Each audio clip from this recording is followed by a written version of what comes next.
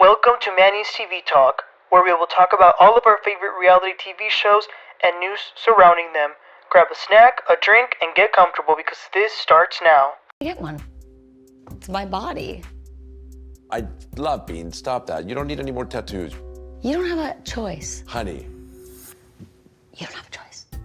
Yo, what is up, everybody? Welcome into the building. So today we're gonna be talking about the very first episode of the new season of The Real Housewives of Beverly Hills, season 13, episode 1. I'm so happy that Real Housewives of Beverly Hills is back. It's been about, I would say, a year since we've seen these ladies, and it's one of, not my favorite, but it's one of my favorites. So let's get started because we have quite a bit to talk about.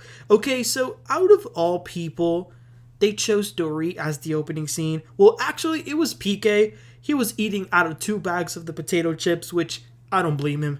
I love my potato chips too.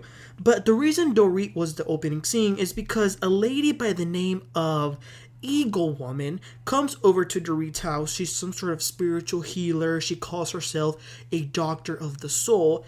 And Dorit is soliciting her advice, her services, because she wants the group to heal. When I first heard, I was like, the group?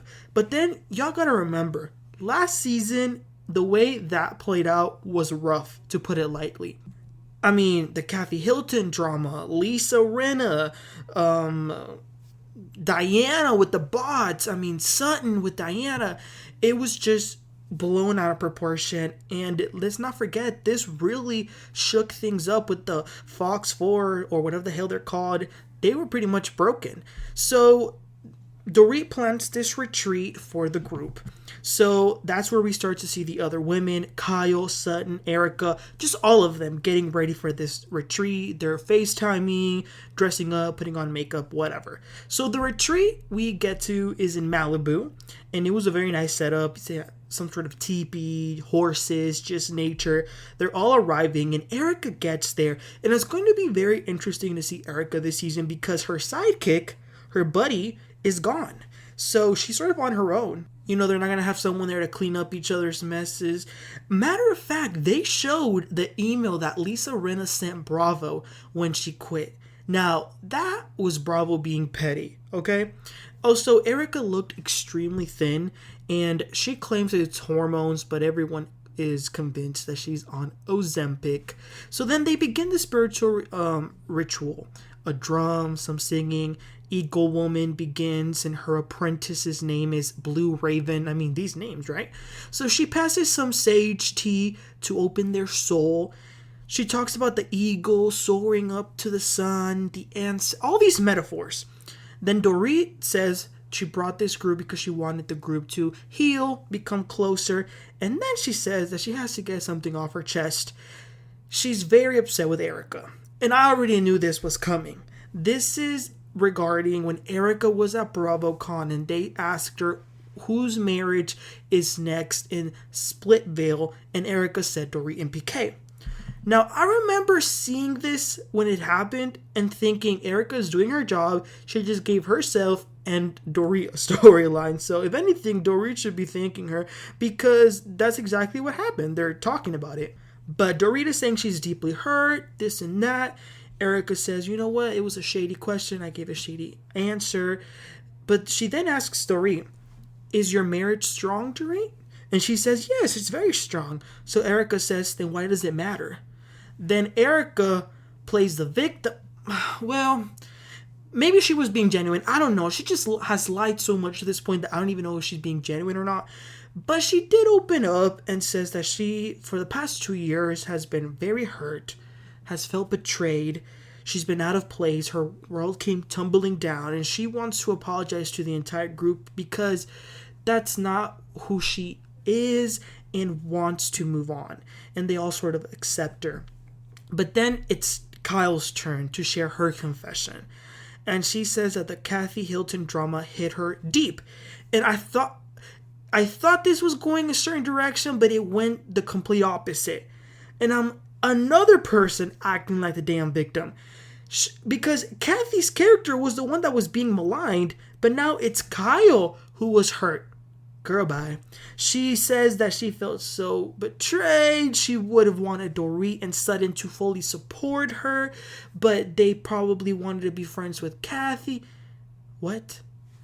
The Queen Garcelle steps in and says something very true. She says, I just didn't understand why you, Kyle, didn't go for the people who were trying to destroy your family, aka Lisa, Rinna, and Erika. But typical Kyle Richards, once again, puts the blame on Kathy. She says Kathy's the one destroying her family. But Kyle has never known how to be a sister, so I didn't expect her to suddenly become one. But it's just very shocking. But anyway, the group is able to have a group hug, and that's that. Then we move on to Sutton, who's at her store, and her bestie Jennifer Tilly comes. I don't know Jennifer Tilly too much, but what I've seen from her, I like her spirit. She's really cool.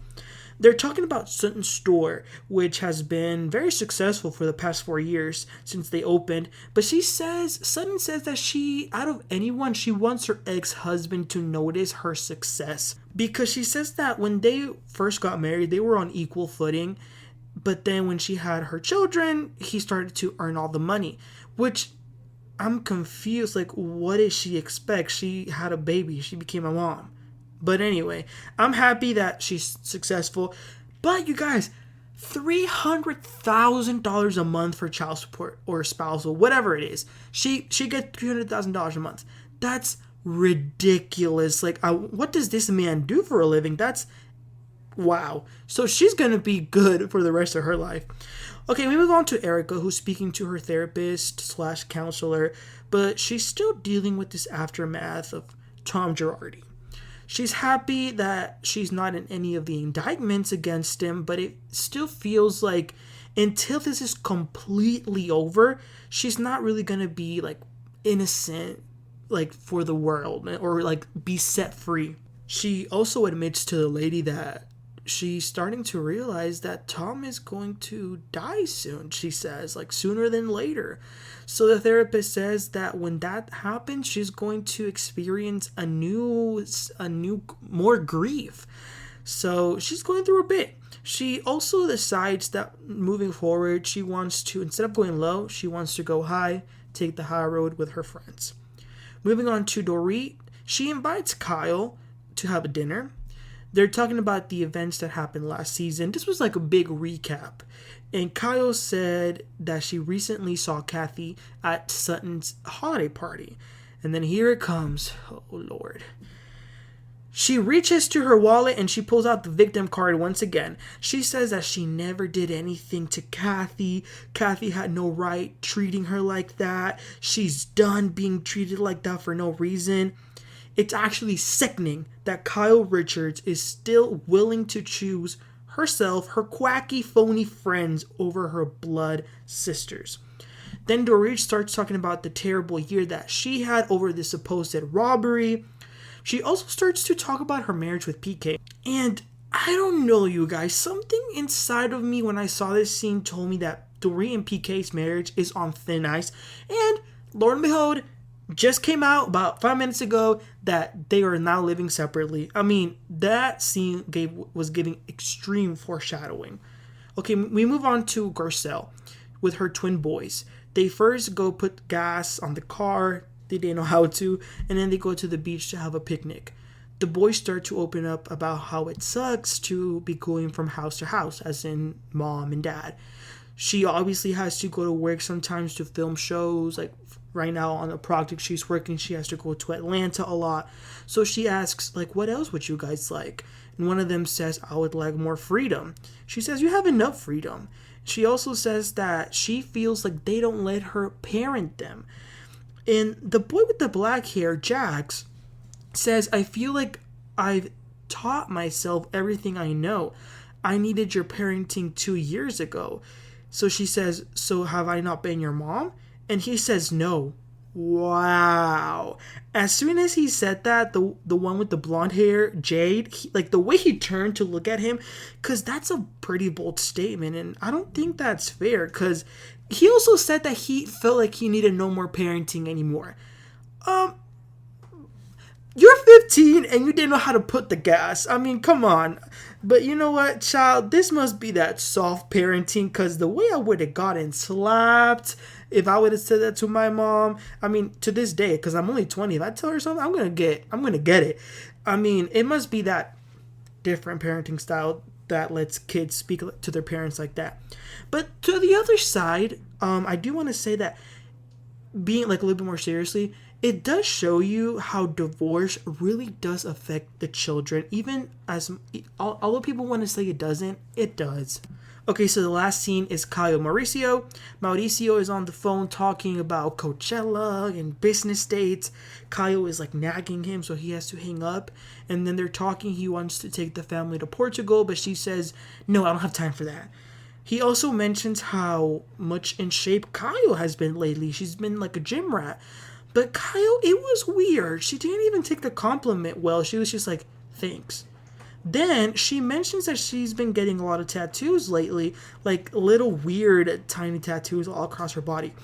And he said he didn't notice. She says, well, maybe you should start looking at my body closer. I feel uncomfortable. I was like, too much. He says that he doesn't think that she should be getting any more, but she says that it's her body, so she's going to get as many as she wants. We know that her and her little girlfriend just got matching tattoos recently, but that's a whole different thing. So she says to him, I'm in a point where I don't have to explain myself to anyone anymore, including you. Well, I don't think that's how marriage works, Kyle. Maybe that's why Mauricio was happily holding hands with that other girl, because she doesn't treat him like that. Oh, but I'm just saying. But there was something weird about her and her eyes, like something about her demeanor. I don't know what has gone into her, but that was that. That was the end of the episode. We did not see Annemarie. And Crystal, I think she was at the retreat, but poor Casper, the friendly ghost, didn't say one word. I didn't even notice her, but that was the first episode. Nothing too crazy. Again, the Kyle thing is weird.